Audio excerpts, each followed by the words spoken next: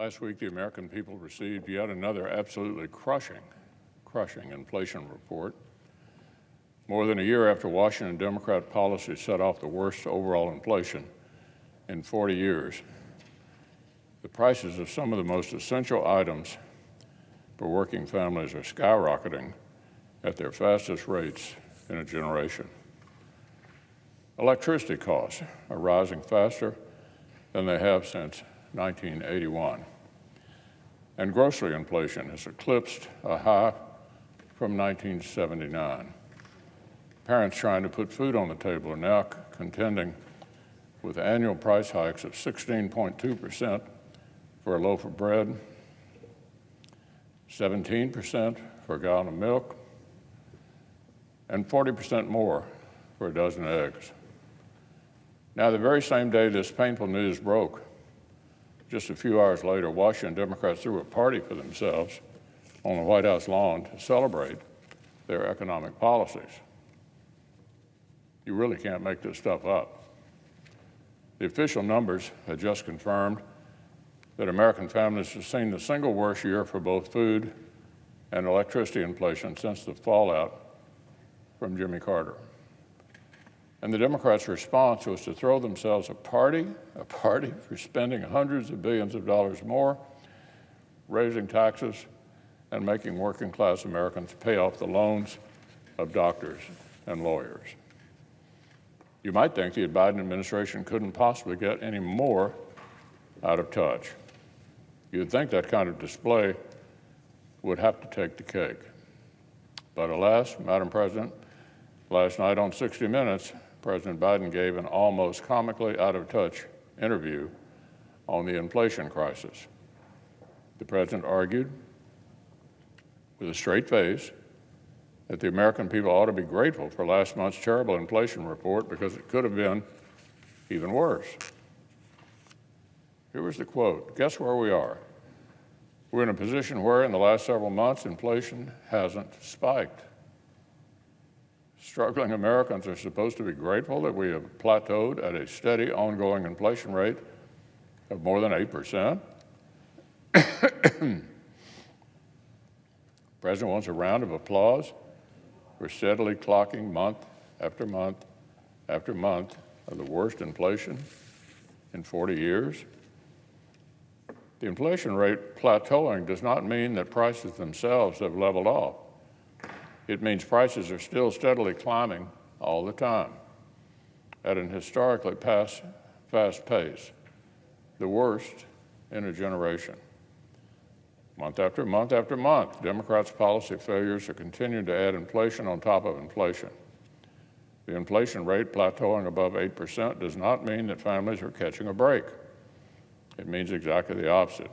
It means that families are continuing to see prices go up and up and up all the time. Simply surviving, just getting by, in Washington Democrats' economy costs 8.3% more than it did a year ago. But remember, the 12-month numbers now dramatically understate the damage that Democrats have done because it only looks back 1 year when Democrats' inflation spiral was already up and running. Here's the number that really matters.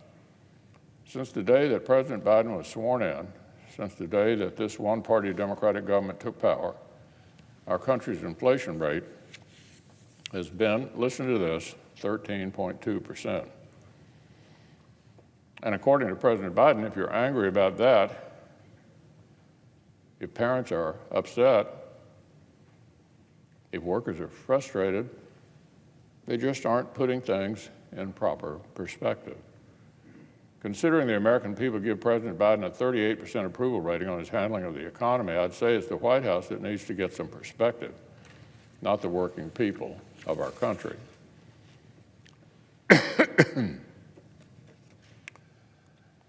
And get this, when President Biden was asked how we can avoid a recession since Democrat policies have forced the Fed to raise rates sharply, the president doubled down on his fantasy land. He suggested, quote, we're growing the economy. It's growing in a way that it hasn't in years and years.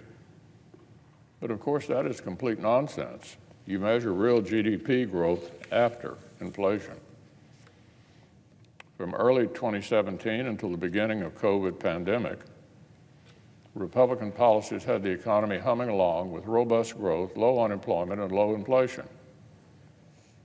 A great trifecta for the American people. But now with President Biden's policies in place, we've seen 2 consecutive quarters of real GDP actually falling. Once you account for the inflation that Democrats have caused, our economy is not growing at all. It is, in fact, shrinking.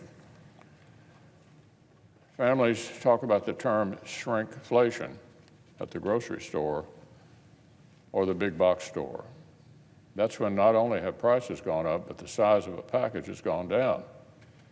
So you are both paying more and getting less, like the size of a bag of chips or a box of cookies or the number of sheets in a roll of toilet paper or the weight of a bag of fertilizer. Higher prices, smaller quantities. And this is basically what President Biden and Democrats have done to the entire U.S. economy.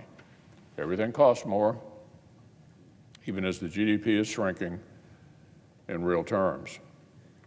Just like American families have seen their real wages plummet after inflation, the same thing has happened to the country as a whole for 2 quarters and counting. So the president might want to talk to a couple of working Americans who are trying to survive under his policies before he sits down for his next TV interview.